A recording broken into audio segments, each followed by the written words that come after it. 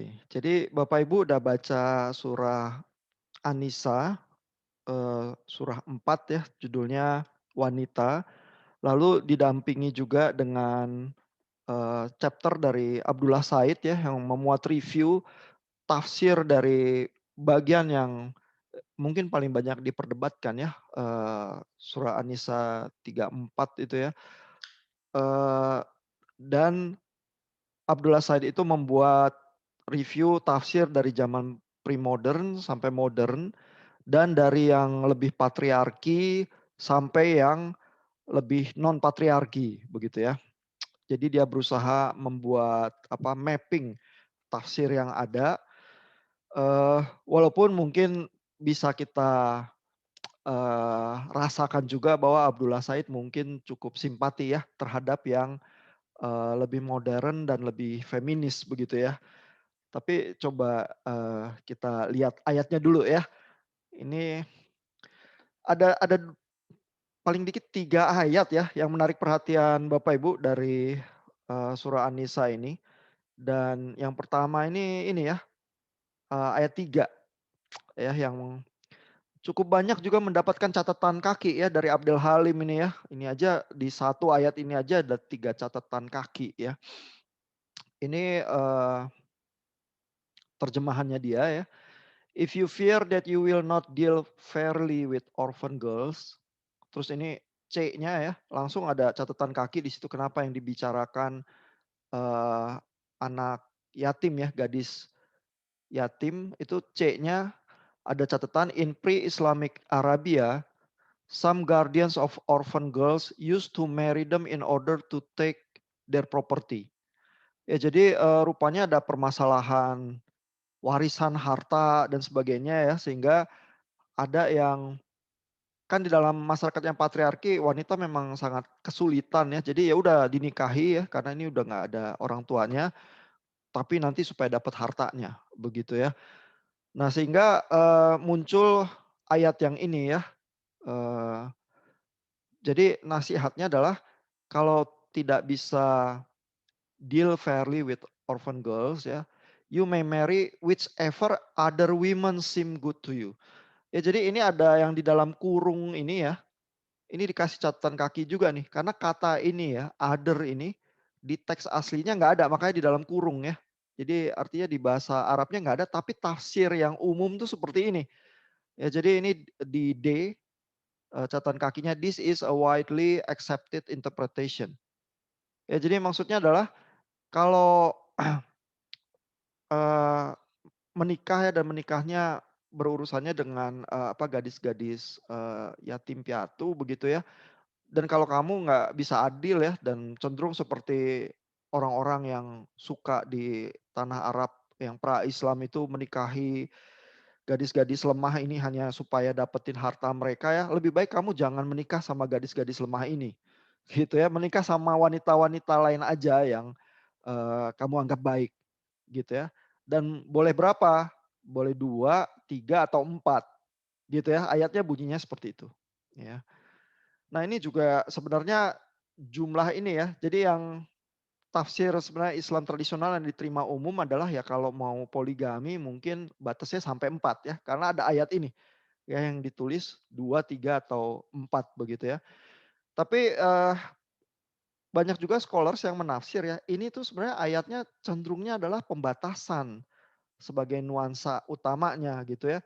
Jadi kalau zaman dulu nggak ada aturan ya, dan kalau kita lihat penjelasannya Abdul Halim adalah orang tuh menikahi gadis yatim itu supaya, apa, bisa dapetin hartanya begitu ya, maka ya kali yang gadis yatim itu jadi, apa, cenderung dieksploitasi, terus orang yang mau mengeksploitasi harta semacam itu menikahnya sebanyak-banyaknya aja, gitu ya, tanpa batas, gitu ya, karena, pokoknya supaya dapat harta orang gitu ya.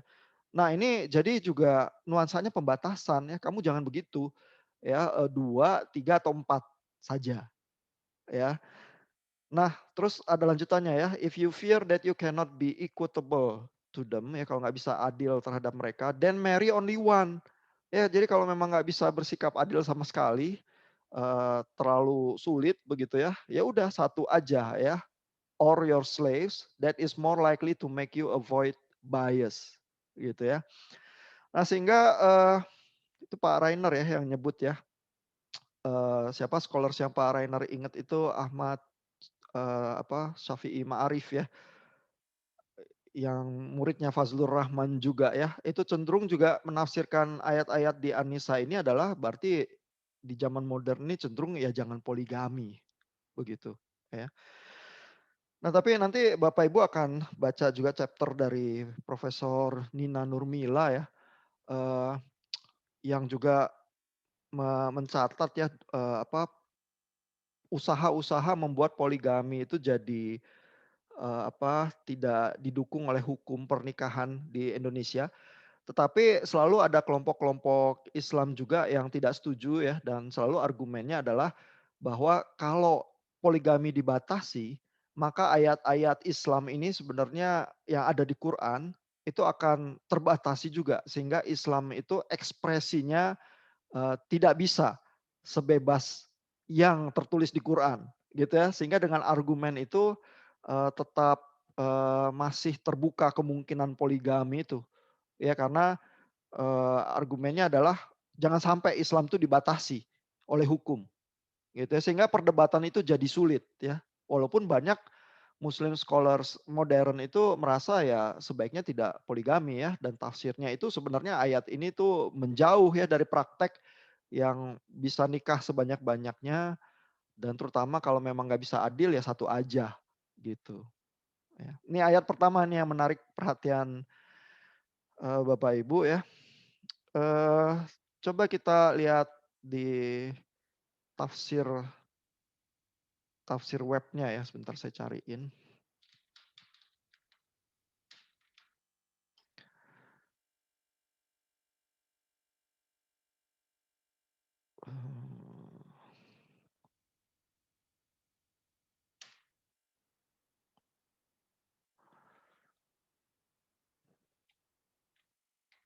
Atau ada komentar dulu dari Bapak Ibu sembari menunggu koneksi internet saya ini.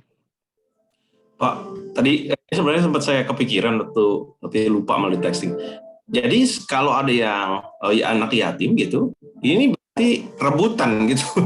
Tadinya saya pikir kan biasanya kalau normal budaya kan kita biasanya adalah saudara kan. Tadi saya berpikir biasanya saudara yang akan menjaga orang yang anak yatim, biasanya begitu kan. Saudara yang relatif dekat. Tapi kemudian saya lihat teksnya kan ini kemudian dinikahi, berarti kemungkinan bukan itu gitu ya. Jadi apakah ada informasi gitu ya? Kalau anak yatim itu ada kemudian yatim piatu, bagaimana prosesnya kalau ya ada orang-orang yang akhirnya cuma tujuannya adalah untuk mendapatkan harta. Ya itu catatan kakinya Abdul Halim ya, bilang seperti itu, memberikan latar belakang kenapa ayat itu sampai muncul dan bunyinya seperti itu ya. Jadi tampaknya menurut Abdul Halim memang ada problem itu ya, dan problem semacam itu kan memang sering muncul di masyarakat yang patriarki ya, karena perempuan pelindungnya siapa adalah suaminya atau ayahnya. Ya begitu dia itu gadis nggak punya suami, tapi nggak ada ayah juga, dia practically nggak ada perlindungan begitu ya. Sehingga kalau ada yang menikahi berarti memberikan perlindungan. Nah cuman masalahnya menikahinya itu motivasinya apa gitu ya. Terus jadi problem gitu ya di masyarakat yang semacam itu. Nah ini coba kita lihat tafsir webnya ya. Eee, karena tafsir web ini konteksnya berbahasa Indonesia ya, jadi kita bisa melihat paling sedikit tafsir yang semacam ini yang umum di kita ya. Ini ayat 3 ya, kalau kita klik nanti bisa dilihat ya. Nah ini terjemahan artinya ya. Biasanya di dalam terjemahan itu udah terbersit juga tafsirnya sebenarnya ya. Tapi di bagian bawah ini ada tafsirnya lagi. Nah terjemahannya, dan jika kamu takut tidak akan dapat berlaku adil terhadap hak-hak perempuan yang yatim, lalu dalam kurung, bila mana kamu mengawininya, yang dalam kurung ini sebenarnya nggak ada di teks aslinya ya, tapi tafsirnya begitu. Maka kawinilah wanita-wanita lain ya. Kembali kata lain ini di dalam kurung juga. Ya tadi di terjemahan Abdul Halim juga begitu ya, other women. yang kamu senangi, 2, 3, atau 4. Kemudian jika kamu takut tidak akan dapat berlaku adil, maka kawinilah seorang saja atau budak-budak yang kamu miliki. Yang demikian itu adalah lebih dekat kepada tidak berbuat aniaya. Ya, jadi jangan mengeksploitasi ya, jangan menganiaya begitu ya. Terutama wanita-wanita yang lemah ya, gadis yatim begitu ya. Nah, lalu ini ada tafsirnya ya. Dan jika kalian khawatir tidak bisa berbuat adil dalam memperlakukan anak-anak yatim perempuan yang berada di bawah tanggung jawab kalian, dengan tidak memberikan kepada mereka mahar-mahar mereka seperti wanita lainnya, maka tinggalkanlah mereka dan nikahi wanita-wanita yang kalian sukai selain mereka, 2, 3, atau 4 gitu ya.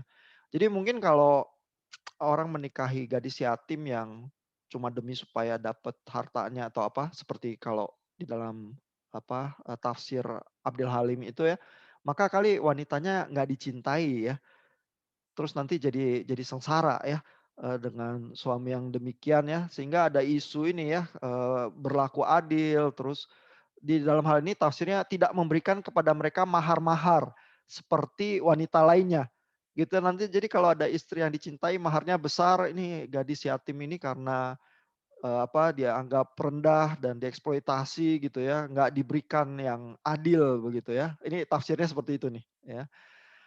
Lalu apabila kalian khawatir tidak dapat berbuat adil di antara mereka, maka cukuplah kalian dengan satu saja, ya, atau dengan budak-budak perempuan yang kami miliki, yang kalian miliki. Hal itulah yang telah aku syariatkan bagi kalian terkait anak-anak yatim perempuan dan menikahi seorang wanita sampai 4, atau cukup menikahi seorang perempuan saja, eee, atau hamba sahaya perempuan yang kalian miliki ya, itu maksudnya budak-budak, itu adalah lebih dekat untuk tidak berbuat curang dan melampaui batas, ya. Jadi itu, jangan sampai mengeksploitasi ya dan berbuat jahat gitu di dalam, masyarakat yang patriarki ini, ya. Ayatnya nuansanya seperti itu sih. Boleh komentar, Pak? Iya, silakan, Pak. Saya tadi Bapak pas bukain tafsir webnya, saya jadi baru lebih nyambung sih, ayatnya baru jadi lebih masuk akal. Karena berarti ada tanggung jawab kan ya untuk ambil. Nah, sekarang pertanyaan saya, tanggung jawabnya itu siapa yang nentuin? Siapa yang suruh itu jadi tanggung jawab? Oh, maksudnya gadis yatimnya itu ya?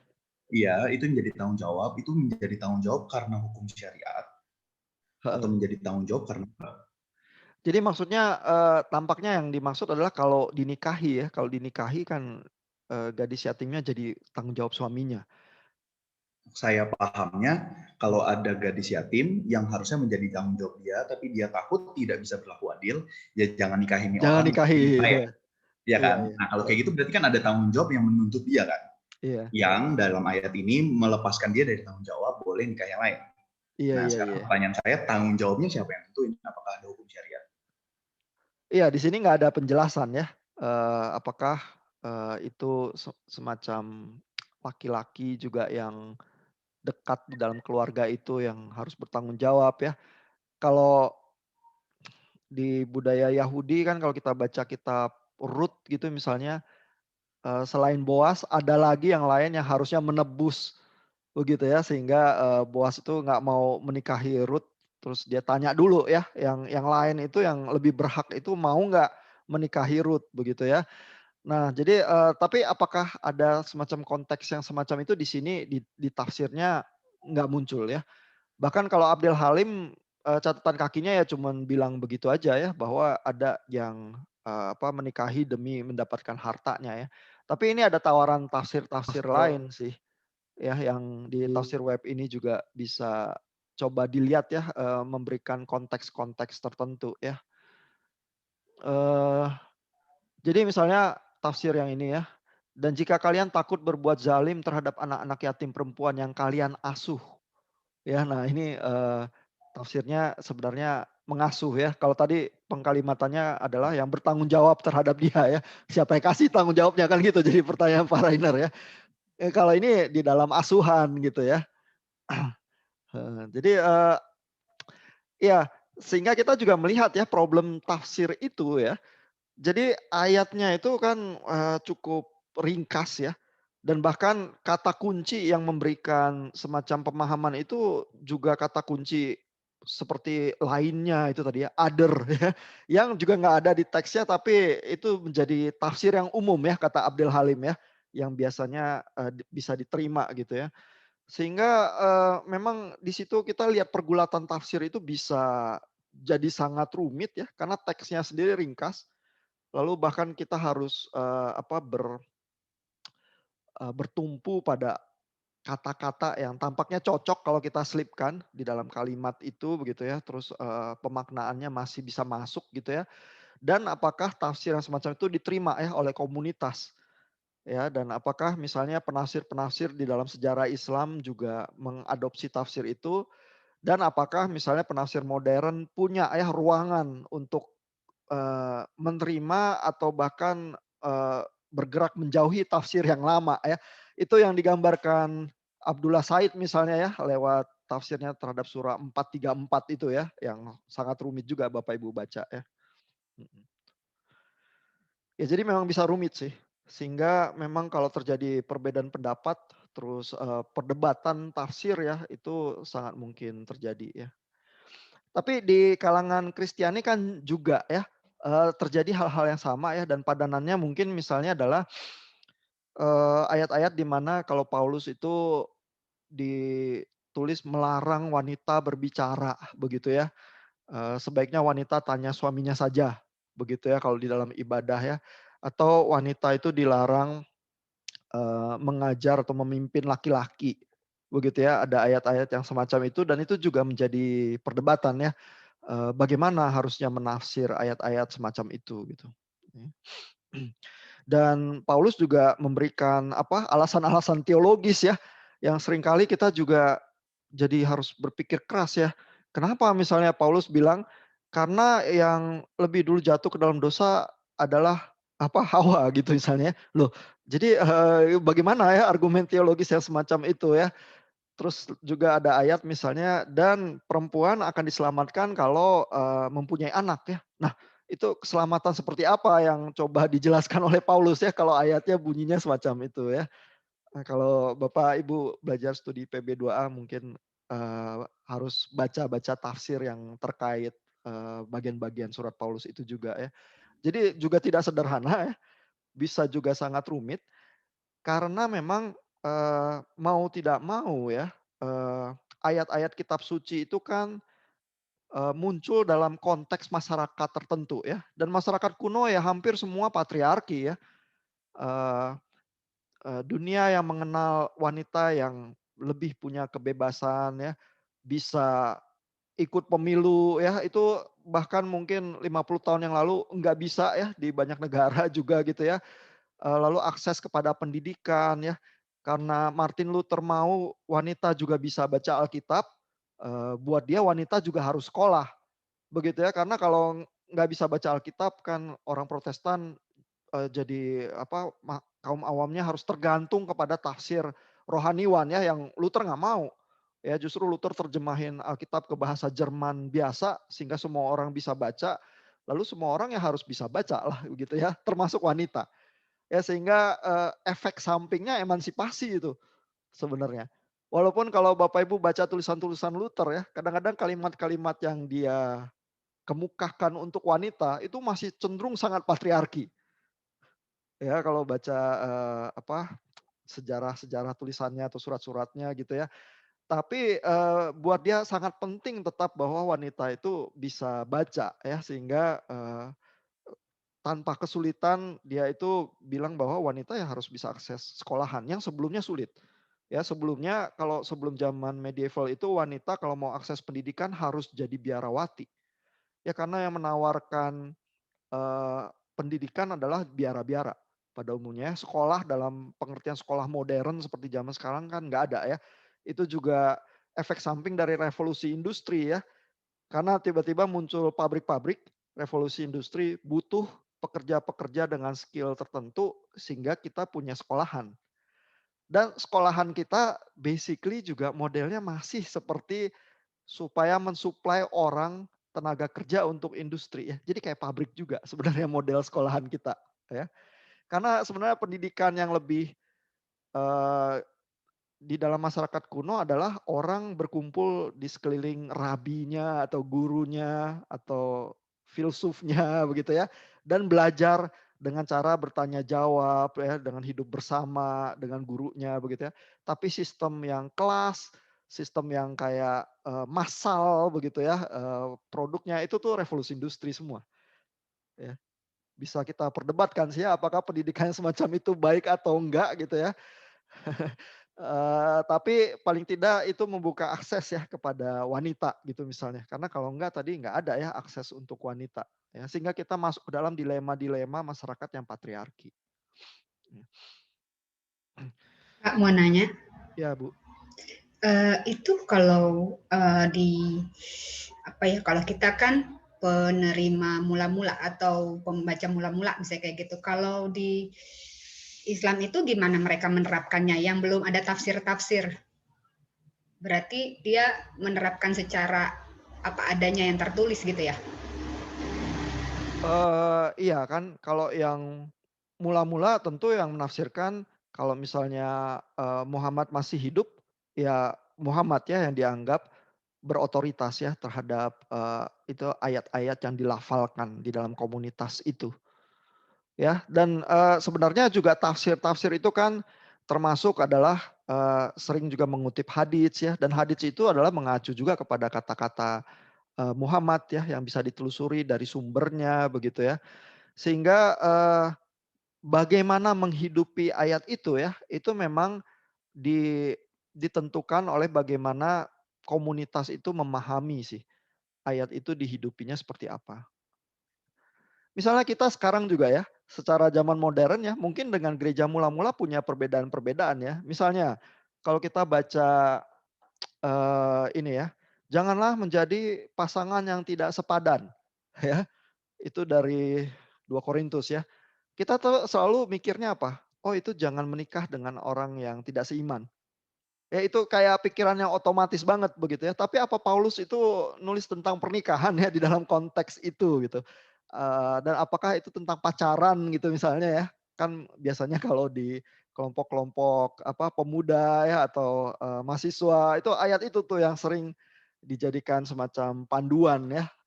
Nah, sehingga kita tuh punya ya bayangan modern ya terhadap berfungsinya ayat itu seperti apa. Bahkan kalau mau dicari buku-bukunya, siapa yang bilang apa ya, tafsirnya seperti apa juga ada ya.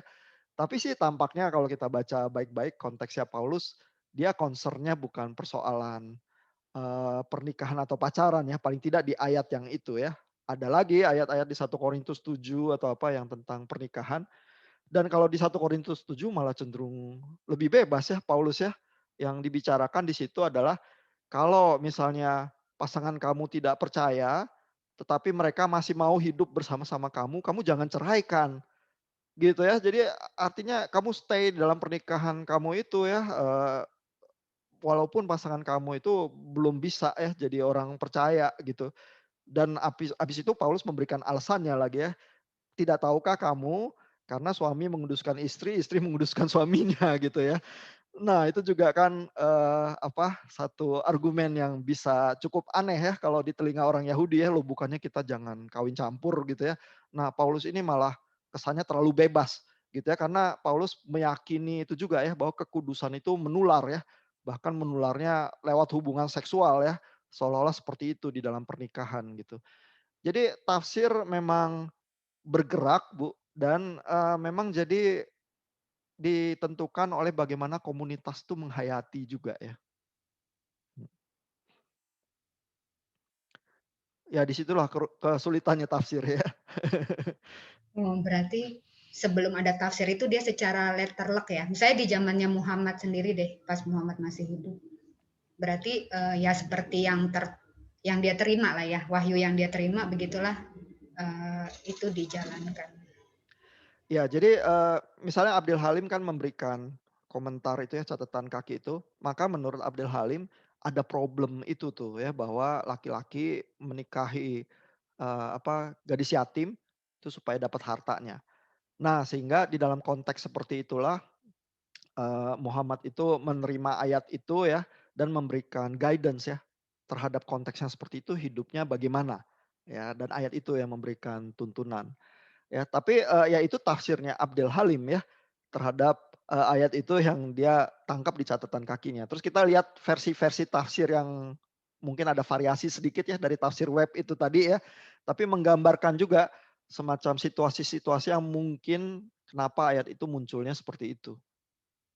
Pak, itu, waktu saya baca saya kan terbatas bahasa Inggrisnya, itu Iya. yang dimaksud tafsir tuh berdasarkan konteks, ada yang berdasarkan konteks, ada yang secara literal gitu ya?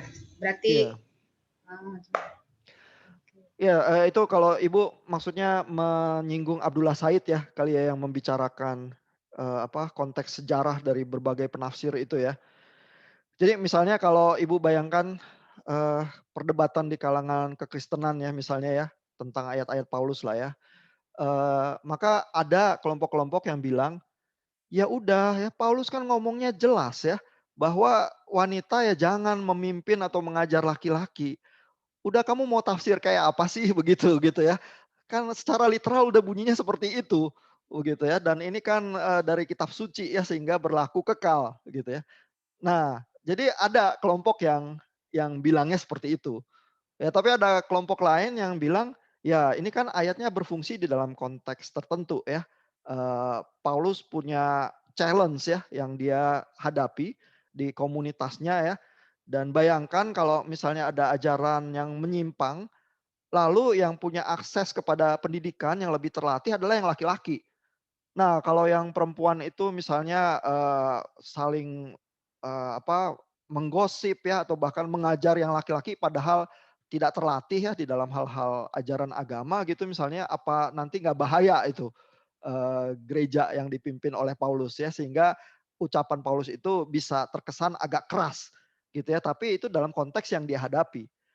Nah, sekarang di dalam konteks kita yang modern, apa iya kita tuh harus plek begitu ya, cara mengaplikasikannya ke konteks kita. Ya jadi ada kelompok yang berpendapat seperti itu. Ya sehingga memang spektrumnya akhirnya seberapa literal kita mau ambil tafsir itu atau sebenarnya ada ruang kontekstual juga yang, menjadi pertimbangan kita begitu. Ini sama nih cuman, konteksnya berbeda ya, yang diberikan tafsir-tafsir itu, seperti tafsir web atau Abdel Halim. Tapi memang pergumulannya jadi adalah seberapa literal kita mau tangkep plek begitu ya, seperti istilah yang dipakai Bu Fani itu, atau kita tuh sebenarnya ada ruangan ya bagaimana, memaknainya di dalam dunia modern kita yang pasti ada perbedaan dengan masyarakat kuno, tuh. Nah yang sering juga jadi pergumulan ya, yang Bapak Ibu sering tanyakan juga di texting-nya adalah, kan, ini ya, Quran itu diyakini berasal dari kekekalan gitu ya, dan, turun dari surga begitu ya. Tapi kan terasa sangat kontekstual begitu ya. Sehingga bagaimana ayat yang kekal itu kok terbelit di dalam konteks begitu ketat ya, dan kalau memang seperti itu kita cenderungnya jadi tafsirnya maunya literal. Karena kalau kebenaran itu, ada dari kekekalan dan berlaku kekal, ya udah gitu ya, konteks itu kan jadi sebenarnya latar belakang yang kurang begitu penting, gitu ya, karena ini kan, konteksnya kekekalan ya. Nah untuk, komunitas Kristen ya, bebannya tidak seberat itu ya, karena di dalam bangunan doktrinnya, pewahyuan itu, tetap memang terinkarnasi juga ya, bahwa kitab suci itu tidak meniadakan kepribadian dan konteks sejarah, konteks sosial pada saat ayat itu, diilhami ya. Memang penulis-penulis Alkitab mendapatkan, wahyu dari Roh Kudus, tetapi tidak meniadakan kepribadian mereka sama sekali, begitu ya. Mereka ikut andil juga ya di dalam proses pewahyuan itu. Nah, kalau di Islam kan berbeda ya, konsep pewahyuannya, sehingga di situ terjadi semacam ketegangan ya, bagaimana gitu ya, dan, Bapak Ibu juga bisa merasakan bahwa dorongannya adalah, karena konsep kekekalan itu lebih ke arah kalau gitu kita tafsir literal aja, gitu ya. Tapi di kalangan Kristiani juga ada ya yang berusaha mendorong tafsirnya lebih ke literal, sehingga cenderung jadi patriarki ya, nuansanya begitu ya. Dan kadang-kadang kalau, dengar-dengar kelompok yang demikian berbicara ya, kadang-kadang kesannya jadi ini sebenarnya pewahyuannya konsepnya seperti apa sih kalau maksa jadi literal gitu ya misalnya ya. Nah jadi, di situ ada spektrum dan pergulatan yang tidak sederhana sih ya, baik di kalangan Kristen maupun di kalangan Islam. Sama-sama mengerikan sih kalau literal. Karena nggak sesuai zaman kan. Maksudnya tuh bukan berarti mau mengubah juga ya, tapi kan ada prinsip-prinsip sebenarnya yang harusnya bisa ditarik yang bisa diaplikasi gitu, bukan secara literal aja. Iya. Nah ini suara wanita makanya kita sangat, butuhkan ya, sehingga Bu Fani pakai kata itu ya, sangat mengerikan sebenarnya kalau literal. Kalau bapak-bapak yang bicara gitu ya, yang beropini, ini biasa aja ya, nggak terlalu banyak efeknya gitu ya, karena bukan laki-laki ya yang merasakan efeknya gitu ya. Tapi wanita langsung langsung ter-impact langsung ya, dan impact-nya itu bisa apa, apa, menggoncang kehidupan bahkan ya, kalau masyarakatnya itu berbeda ya. Iya, jadi suara-suara wanita makanya jadi sangat penting sih dalam isu-isu seperti ini gitu. Karena Iya beda. Pak, soalnya kayak yang di texting itu kan maksudnya dia harus bertanya, dia harus minta izin suaminya untuk keluar rumah, untuk urusan-urusan yang tidak perlu kayak gitu. Tapi kan masalah perlu atau nggak perlu itu kan subjektif banget kan gitu. Misalnya menurut sebenarnya itu perlu, menurut suaminya nggak perlu gitu kan. Jadi itu apa ya ngelihatnya ya subjektif sih gitu. Iya, dan itu tafsir yang diterima ya di, masyarakat tertentu yang sangat patriarki dan tradisional ya. Mungkin Bapak Ibu pernah baca sejarahnya, Grameen Bank, itu financing ya, itu, sangat terkenal ya, dari Bangladesh. Nama scholar-nya namanya Muhammad Yunus. Dia, muslim dan di dalam komunitas yang muslim juga. Lalu dia tadinya profesor ekonomi ya, terus dia mulai berpikir, ini orang yang miskin ini sebenarnya bekerjanya sangat keras ya, tapi kan mereka nggak punya modal. Mereka kalau datang ke bank misalnya mau pinjam uang buat, bikin kerajinan kursi atau apa ya, bank nggak mau pinjemin karena entar nggak ada yang bisa disita. Ya dia rumahnya aja udah susah banget begitu ya. Nah, lalu si Muhammad Yunus ini kalau ke kampung dia kasih uang $2 atau apa ya, lalu nanti masyarakat kampungnya bisa bikin kerajinan terus jadi bisa makan, bisa hidup. Dan, Muhammad Yunus ini mulai berpikir, "Ini $2 ini kan kecil banget ya, kenapa kita nggak bisa ya bikin microfinancing begitu ya dan mengangkat, masyarakat itu keluar dari kemiskinan," gitu ya. Dan di dalam perjalanan itu dia quit ya jadi profesor ekonomi ya dan dia, membuat itu ya, microfinancing banking-nya dia itu ya. Nah, lalu, di dalam perjalanan itu ya dia menemukan kalau memberikan uang ke wanita itu jauh lebih impactful daripada ke laki-laki.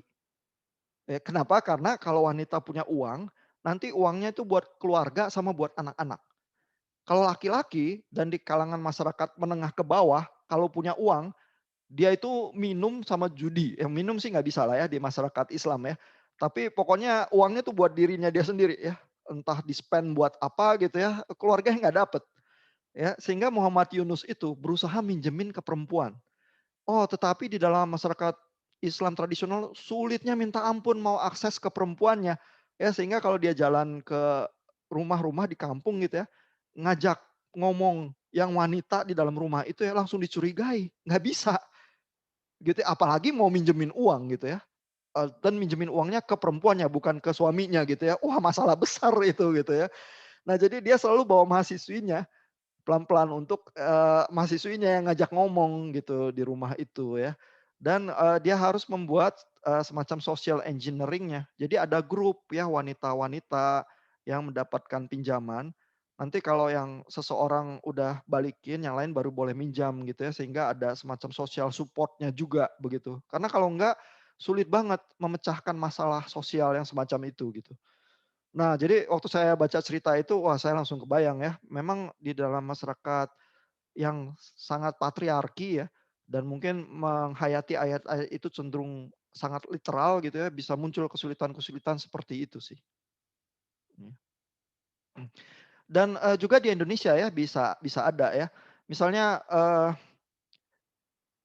tapi tentu nggak semua ya, komunitas Islam ya.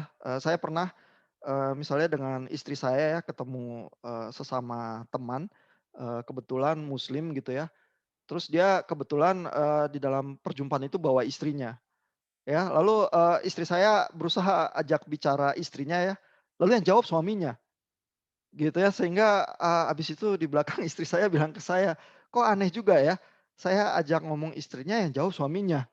Gitu ya. Jadi, tapi, kelihatan begitu ya, di dalam setting yang patriarki, jadi apa-apa ya lewat suami, ya karena itu representatifnya ya. Dan, mungkin di dalam komunitas Kristen yang juga agak patriarki gitu ya, yaitu suami adalah kepala istri begitu ya, sehingga, istri itu harus tunduk ya kepada suami. Ya dan ayatnya yang secara literal ditulis Paulus kan juga pakai kata tunduk ya. Saya lihat di texting Bu Fani bilang kalau di kekristenan, eee, istri itu hormat kepada suami. Ya tapi sebenarnya katanya yang dipakai sih tunduk ya.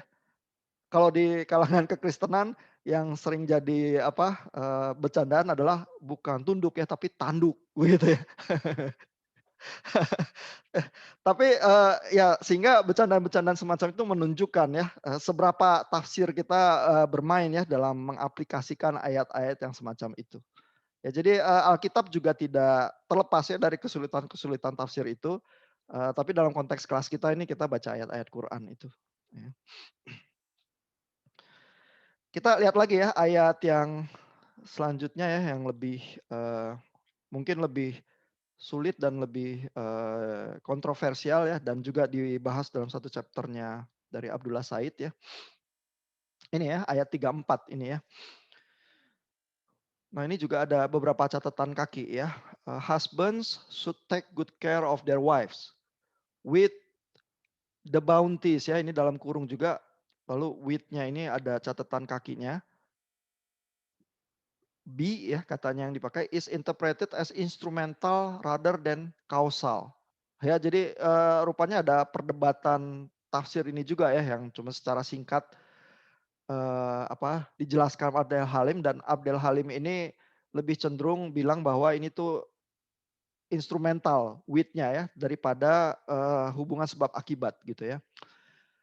With the bounties God has given to some more than others and with what they spend out of their own money. Kalau Bapak Ibu baca tafsirnya Abdullah Said ya, Bapak Ibu mungkin bisa memahami ya kenapa kata with ini jadi agak diperdebatkan ya karena di dalam ayat inilah eee, kita itu jadi harus memikirkan apakah misalnya laki-laki itu diberikan hal yang lebih dibandingkan wanita ya. Lalu, penafsir-penafsir yang pramodern, bahkan berargumen bahwa laki-laki memang secara esensi, secara nafsi begitu ya kata Abdullah Said ya, itu, berbeda dari wanita. Ya misalnya laki-laki lebih rasional, laki-laki lebih, berani ya, laki-laki lebih kuat ya, sehingga secara kualitas esensi kemanusiaan, laki-laki memang lebih tinggi daripada wanita. Nah jadi di dalam konteks patriarki ya, sering, argumen itu seperti itu, dan ayat yang semacam ini di tangan penafsir-penafsir pramodern seringnya, keluarnya seperti itu tafsirnya. Begitu ya, sehingga makanya di sini Abdul Halim bilang ini lebih instrumental ya, bukan kausal ya. Jadi bukan karena laki-laki diberikan lebih daripada yang lain, yang wanita atau apa ya, maka, eee, apa, sikap atau relasi wanita dan perempuan itu jadi berbeda gitu ya. Ini lebih instrumental ya kata Abdul Halim ya. Nah lalu ada lanjutannya, righteous wives are devout and guard what God would have them guard in their husband's absence. Ya, jadi harus menjaga hal-hal yang diberikan untuk dijaga ya di dalam kalau suaminya tidak ada. If you fear high-handedness from your wives, ya, nah high-handedness ini dikasih catatan kaki lagi juga ya di bawah. Ini kata kerja nasaza from which nuzus is derived means to become high, to rise, uh, where the same word is applied to husbands. It applies to a situation where one partner assumes superiority to the other and behaves accordingly. Ya, jadi ini kalau suami-suami takut nanti istrinya jadi lebih superior ya, fear high-handedness from your wives, begitu ya, di dalam terjemahannya Abdul Halim. Remind them, then ignore them when you go to bed ya. Jadi jangan ditiduri atau diingatkan ya. Dan bisa juga dipukul ya. Ini yang kata Pak Tito ini jadi kontroversial nih ya. Then hit them. Ya, nah ini ada catatan kakinya juga nih. Catatan kaki C ya.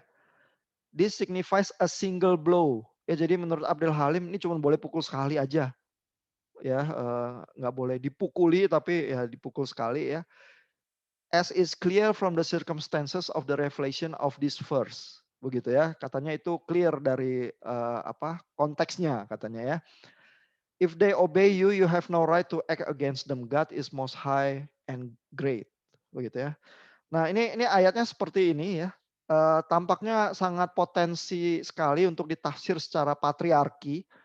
Nah, tapi penafsir-penafsir seperti Abdul Halim dengan catatan-catatan kakinya juga berusaha ya supaya tidak terlampau jadi cenderung literal begitu ya. Supaya ada ruang geraknya ya di kata-kata tertentu begitu ya.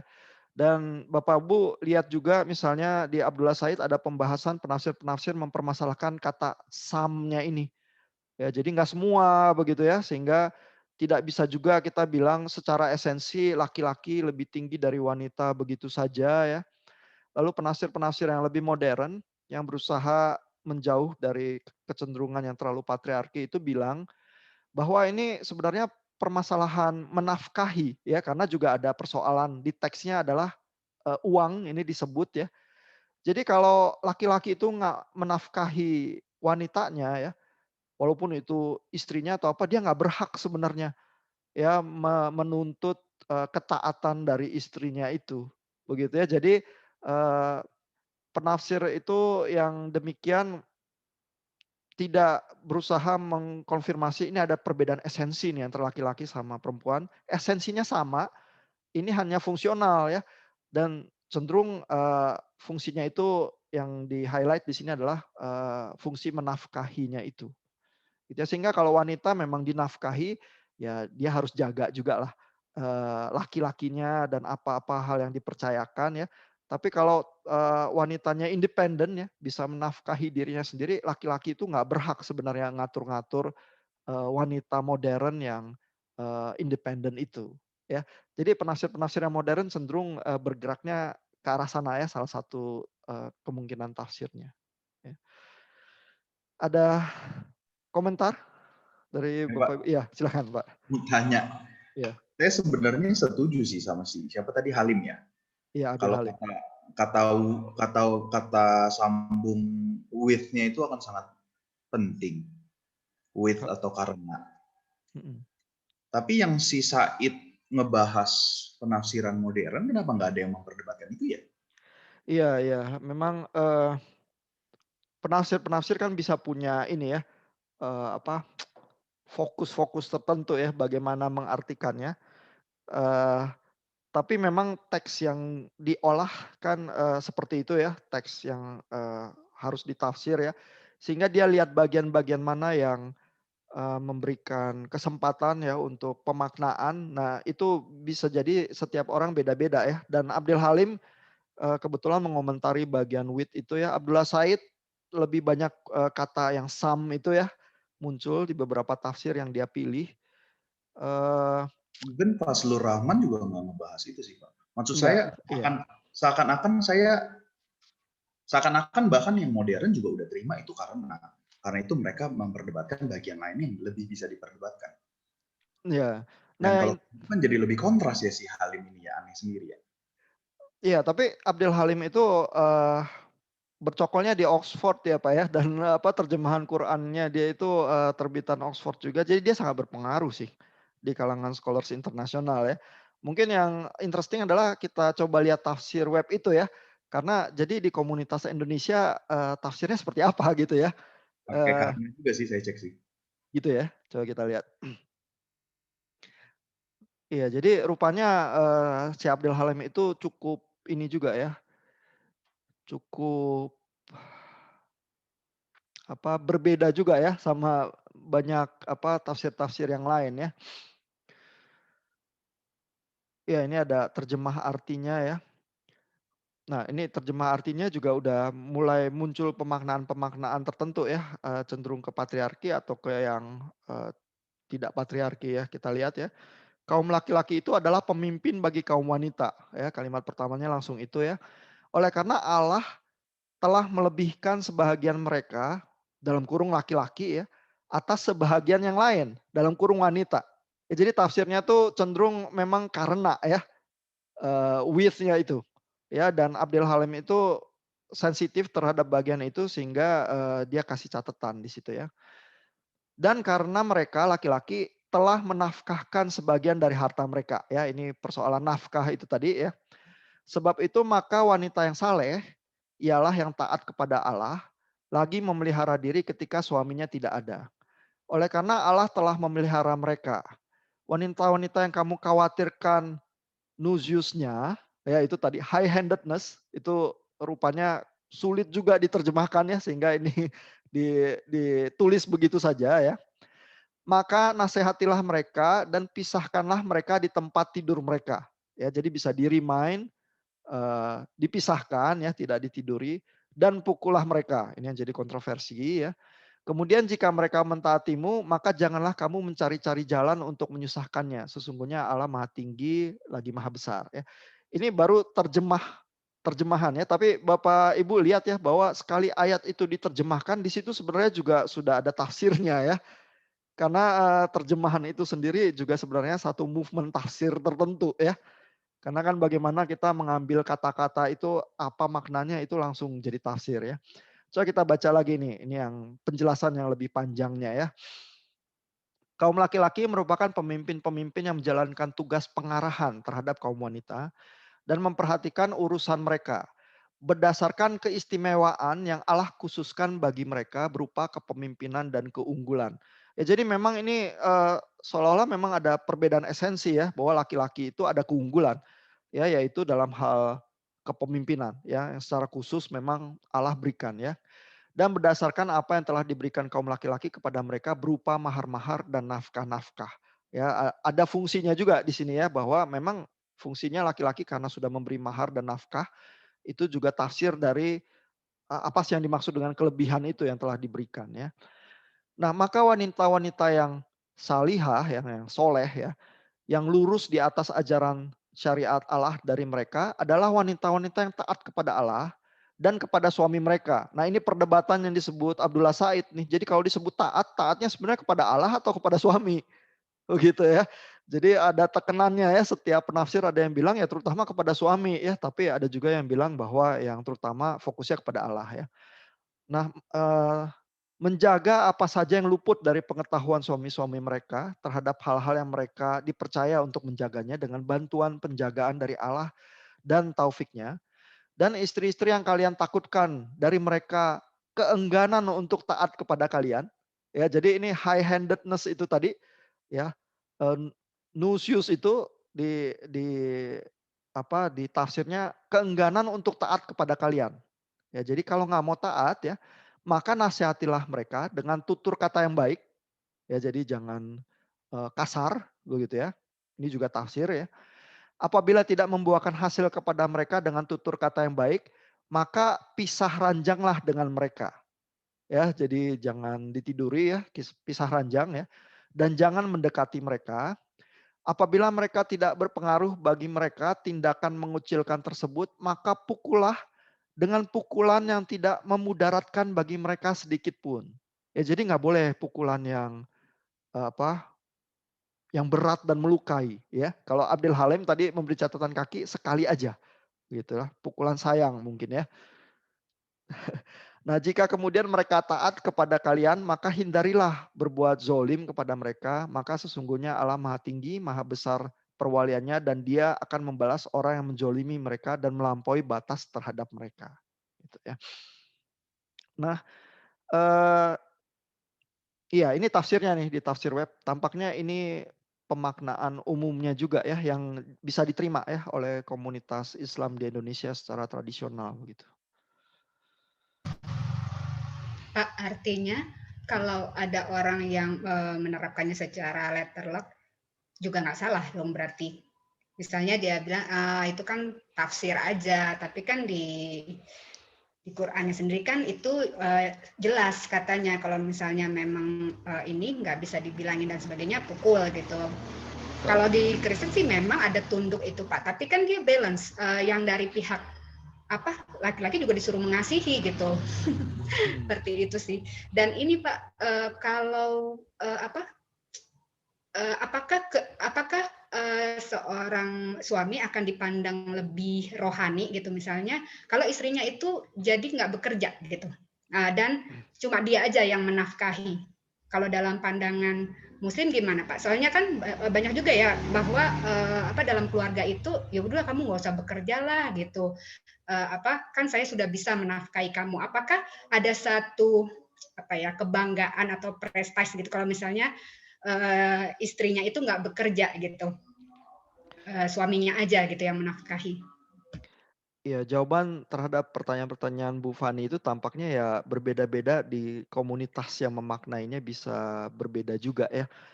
Jadi, apakah ada komunitas yang cenderung literal ya, menerapkan ayat-ayat itu, kalau dari spektrum tafsirnya yang memang, eee, seperti yang disajikan oleh Abdullah Said, jawaban itu ada ya, eee, ada pasti yang berusaha argue bahwa ya memang ayatnya tulisannya begitu ya, bisa dipukul begitu ya, ya sudah begitu ya.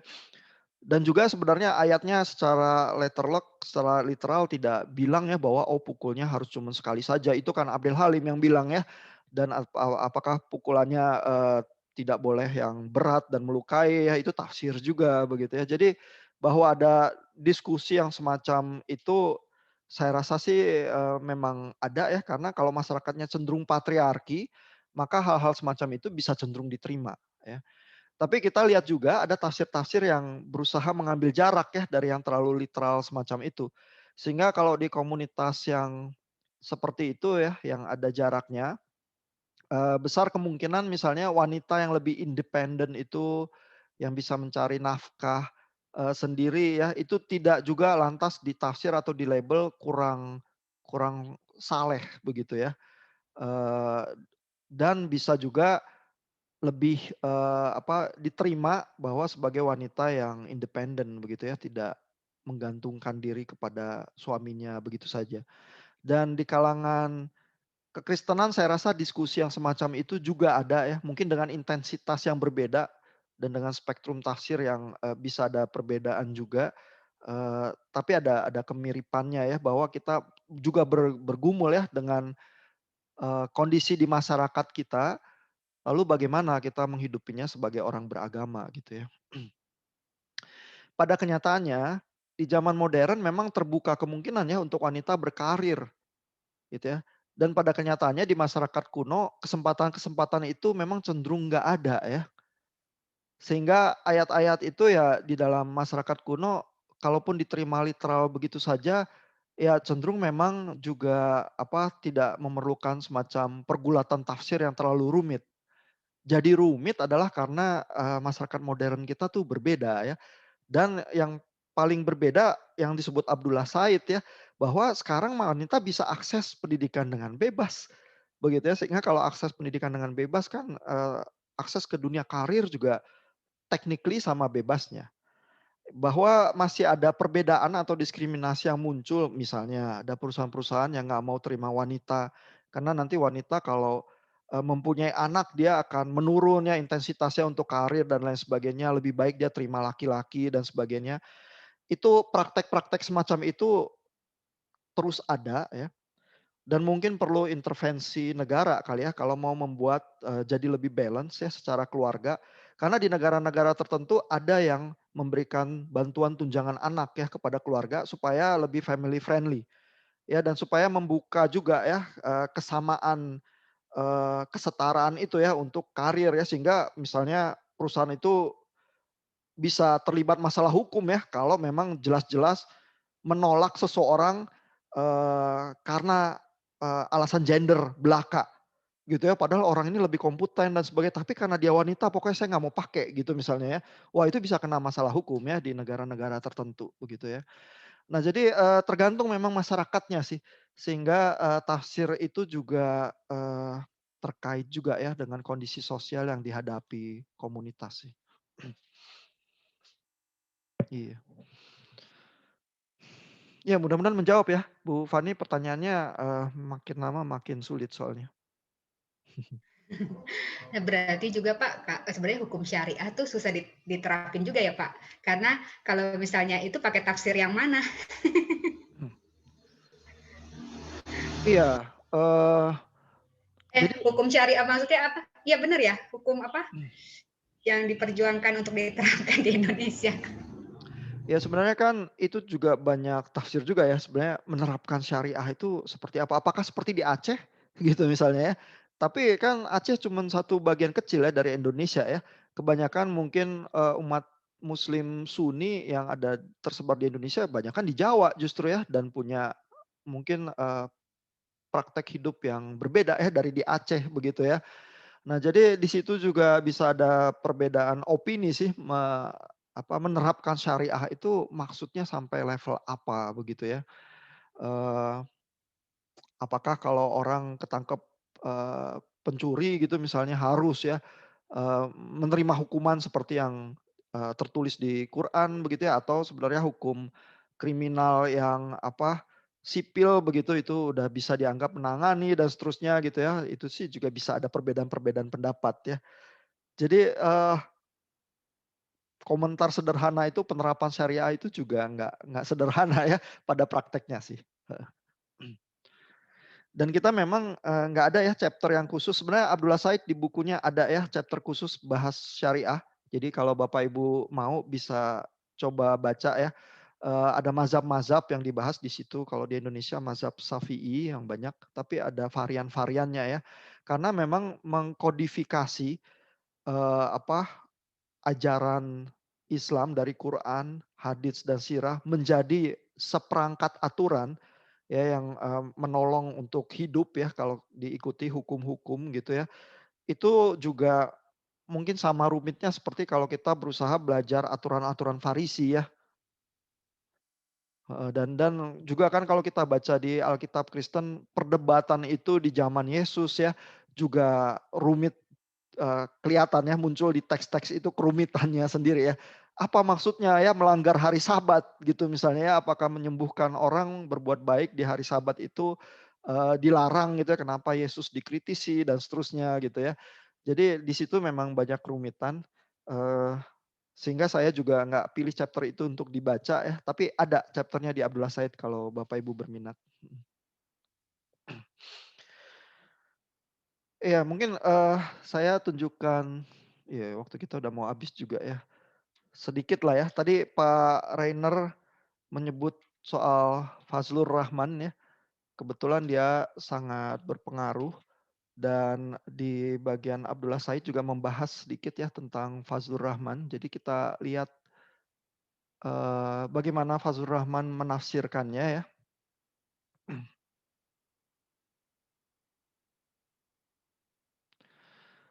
Nah ini di chapter-nya Abdullah Said, halaman 122 ada beberapa paragraf tentang approach-nya Fazlur Rahman ya. Nih, Fazlur Rahman argues that a wife's economic self-sufficiency and contribution to the household reduces the husband's superiority, since as a human he has no superiority over his wife. Ya, jadi Fazlur Rahman itu setuju ya dengan tafsir yang bahwa yang dimaksud laki-laki punya kelebihan dibanding wanita itu sebenarnya lebih ke arah fungsi ekonominya itu. Ya karena laki-laki menafkahi. Tapi kalau dia nggak menafkahi, ya jangan menuntut yang macam-macam ya. Dan, Fazlur Rahman nggak sendirian ya, like Al-Hibri, Fazlur Rahman identifies a general principle in the Quran that religiously speaking, men and women have absolute parity. Ya jadi dengan demikian Fazlur Rahman sama seperti Al-Hibri menganggap sebenarnya sederajat wanita dan laki-laki itu. ya cuman perbedaan fungsi di masyarakat aja yang sebenarnya terkait di ayat ini ya. Tafsir dia pilihannya seperti itu ya. This he suggests is indicated by numerous verses in the Quran. However, Rahman concedes that the Quran seems to emphasize division of labor and a difference in functions. Ya, jadi ini lebih ke arah role-nya ya, fungsinya berbeda without specifying how. Ya. For Rahman as for many other modern commentators, surah 434 describes a functional, not inherent superiority. Yeah, he translates the verse as men are in charge of women because God has given some human excellence over others and because men have the liability of expenditure on women. Ya. Jadi ada aspek fungsi ekonomi itu yang membuat di ayat ini dibilang laki-laki itu lebih tinggi daripada wanita. Jadi bukan faktor esensinya. Ya, jadi Fazlur Rahman itu menjauh dari tafsir-tafsir bahwa laki-laki itu lebih rasional, lebih kuat secara fisik, lebih berani, secara esensi berbeda ya dari wanita. Dia mengambil jarak dari itu dan dia bilang yang dibahas di sini ini fungsi ekonomi itu. Ya, jadi dengan demikian sebenarnya Fazlur Rahman juga bilang kalau masyarakat itu berubah dan fungsi-fungsi dalam masyarakat itu berubah, ya kita juga bisa ya memikirkan perubahan aplikasinya ya. Karena ini bukan soal esensi laki-laki dan wanita yang dibicarakan di sini. Gitu. Ya. Nah jadi memang tafsir-tafsir yang lebih patriarki ya, sering berusaha mengaitkan sesuatu yang sebenarnya kontekstual di masyarakat berfungsinya ke dalam esensi dari gender. Gitu ya, itu movement tafsir juga yang sering terjadi kalau kita mau literal, kalau kita mau eh, lebih patriarki ya. Jadi kaitannya ke esensi. Kalau kita mau lebih kontekstual ya dan mau lebih bisa beradaptasi ya dengan masyarakat modern, sering melihat fungsi konteks masyarakatnya daripada esensi wanita sama laki-lakinya, gitu ya. Movement-movement tafsir yang mengaitkan dengan esensi itu namanya esensialism sih. Ya, sering orang-orang yang berkutat juga dengan problem-problem rasisme ya, perbedaan etnis dan lain sebagainya yang mengamati juga di dalam teks-teks yang di waktu yang dahulu ya, seringkali rasisme itu terjadi ya, dikaitkan juga dengan esensi-esensi manusia tertentu. Ya, stereotyping gitu yang terkait dengan hal-hal fisik ya. Misalnya kalau satu kalangan itu satu masyarakat itu cenderung misalnya antisemitis ya, misalnya cenderung anti terhadap kelompok Yahudi gitu ya. Suka mengaitkan di dalam propagandanya itu dengan misalnya, oh lihat orang Yahudi hidungnya bengkok, ya itu tandanya licik. Begitu ya. Jadi dikaitkan dengan fisikal. Begitu ya. Ya mungkin juga kalau yang nggak suka dengan komunitas Tionghoa, lihat matanya sipit. Ya, itu mungkin juga tanda kelicikan gitu ya.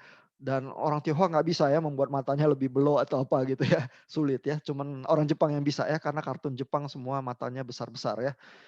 Nah jadi ada dan mungkin orang Jepang itu berusaha keluar ya dari stereotyping yang fisikal itu ya di dalam kartunnya ya. At least kartunnya menggambarkan dunia yang berbeda begitu ya. Sehingga movement rasisme semacam itu yang mengaitkan dengan interpretasi yang lebih fisikal itu sering sering menjadi masalah juga ya. Misalnya kalau terhadap warna kulit kan juga gitu ya, bahwa yang putih itu yang baik ya, hitam itu yang jahat, begitu ya. Sehingga dengan demikian anak-anak terang dan anak-anak gelap, begitu ya. Sehingga yang lebih gelap itu ya secara esensi memang lebih rendah ya sebagai manusia, begitu ya. Nah, terus yang lebih parah adalah di dalam masyarakat itu memang kalau melakukan diskriminasi ya, nanti misalnya seperti realitasnya di Amerika ya, orang-orang hitam juga yang sulit akses pendidikan. Ya karena mereka yang seringnya terjebak di masyarakat menengah ke bawah ya, sementara masuk universitas mahal dan sebagainya. Dan dari kecil nggak bisa masuk sekolah elit yang mahal-mahal itu ya, sehingga nggak bisa juga dapat persiapan yang baik ke universitas yang juga mahal dan susah masuknya begitu ya. Akhirnya yang terjadi adalah stereotyping-nya tambah ya. Lihat, orang hitam kan bodoh.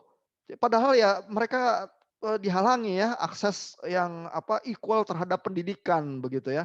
Nah, sehingga kita bisa bayangkan ya di dalam masyarakat yang patriarki muncul juga stereotyping semacam itu terhadap wanita sebenarnya. Ya, dan yang mengkonfirmasi ya prejudisnya yang udah ada dari awal tapi dikonfirmasi. Nah, lihat kan wanita kan memang lebih irasional ya daripada laki-laki ya. Dikit-dikit teriak-teriak gitu misalnya ya. Nah, tapi kan padahal enggak ya. Cuman kita tuh mengaitkan dengan hal-hal yang fisik itu dan merasa bahwa yang fisik memang nggak bisa berubah. Memang wanita tuh lebih rendah daripada laki-laki. Ya. Jadi movement tafsir itu seperti itu ya, sering sering terjadi ya. Teriak juga Pak kalau lagi marah. Iya, laki-laki apa nggak teriak ya. Oh, gini Pak, kalau mungkin karena ini ya, tergantung banyaknya gimana ya, kalau saya ngelihat di Indonesia lah ya, karena nggak tahu di luar negeri, tapi orang yang menerapkan Alkitab secara letterlek tuh kayak fenomena gitu, nggak merata semua, mungkin ada gitu. Tapi kalau ini ya, kalau Al-Quran misalnya ayat yang wanita ini tuh banyak gitu, banyak ya. Jadi kalau apa ya, ini kan kalau orang menerima pandangannya si scholar-scholar ini ya, tapi kalau orang yang tidak terbuka misalnya, apalagi kemudian di apa ya, kemudian pemimpin-pemimpin agamanya juga bukan orang yang terbuka gitu. Dan itu kan berbicara tentang banyak umat gitu ya. Di kompleks saya aja banyak, apalagi kalau bilang se-Indonesia gitu. Jadi kayak lebih umum gitu. Lebih umum adalah yang misalnya menerapkannya secara letterlock gitu. Ya itu sebenarnya sih sangat disayangkan ya. Harusnya maksudnya tuh terbuka gitu dengan orang-orang yang apa ya, lebih memperdalami lah itu bagian-bagian ini. Iya, jadi bahwa memang ada kebutuhan kita bergulat dengan tafsir yang lebih dalam. Tampaknya di semua agama sih iya ya, sama-sama butuh ya. Eh, bahwa ada pergulatan tersendiri di Indonesia rasanya juga iya ya. Karena kalau kita lihat tafsir web sama Abdel Halim aja tadi mungkin tafsir web nggak menyetujui Abdel Halim ya di titik-titik tertentu ya. Kalau Abdullah Said di chapternya sih memang lebih membeberkan banyak pilihan-pilihan tafsir ya, jadi bisa ini bisa itu ya. Nah, iya memang belajar lebih dalam selalu ada keuntungannya. Apakah ini komentarnya Bu Fani ya, apakah, eee, pergulatan di Islam itu mungkin lebih sulit daripada di Kristen? Karena di Islam lebih luas ya, masyarakat yang cenderung patriarki ya. Misalnya kalau kita lihat prakteknya aja ya, kalau ibadah ya, ibadah Jumat laki-laki sama wanita memang kalau di masjid masih terpisah begitu ya. Kalau di gereja jarang ya yang kita lihat bahwa ada tempat duduk yang terpisah untuk wanita dan laki-laki begitu ya. Eee, mungkin to be fair, kita harus lihat sejarah kekristenan sudah lebih panjang ya dan lebih panjang ratusan tahun ya, cukup banyak ya. Eee, dan kekristenan juga ya keluar dari tendensi-tendensi pembacaan yang literal dan letterlek sebenarnya mungkin 100 tahun terakhir saja. Ya jadi ini termasuk, fenomena yang cukup modern juga ya, dan misalnya di zaman Billy Graham aja, dia masih menghadapi waktu dia KKR ya, di awal-awal itu ada garis yang memisahkan orang hitam dan orang putih, gitu ya, yang dia harus punya keberanian tertentu juga ya untuk bilang, "Mulai sekarang saya nggak mau ada garis pemisah itu." Gitu ya, karena di zaman dia juga masih seperti itu loh, pemisahannya ya. Dan, ya terhadap wanita juga sama ya, ada pergulatan-pergulatan tertentu dan kita keluar dari itu tuh baru 100 tahun terakhir. Ya jadi bahwa kita mau, eee, sebagai kelompok Kristiani itu terlalu bangga ya, bilang bahwa kita tafsirnya lebih baik, mungkin enggak juga ya. Dan gereja-gereja yang bilang bahwa ya pendeta itu harusnya laki-laki, perempuan harusnya tidak di mimbar juga ada. Ya jadi, di situ memang, kita lihat banyak, variasi tafsir masih. Oh iya Pak, lupa saya sama sejarah itu. Ada belajar sejarah. Benar-benar. Iya. Jadi perjuangan, setiap komunitas agama untuk tafsir masih panjang sih. Ya makanya juga kan kita belajar ya, supaya kita, terbiasa juga ya dengan usaha-usaha tafsir. Ya saya rasa cukup ya waktu kita habis, saya menantikan simulasi dari Bapak Ibu, nanti saya, announce di grup WA kalau ruangannya udah terbuka dan Bu Fani dan Pak Tito bisa mulai dengan servisnya yang pasti sangat exciting malam ini. Ya.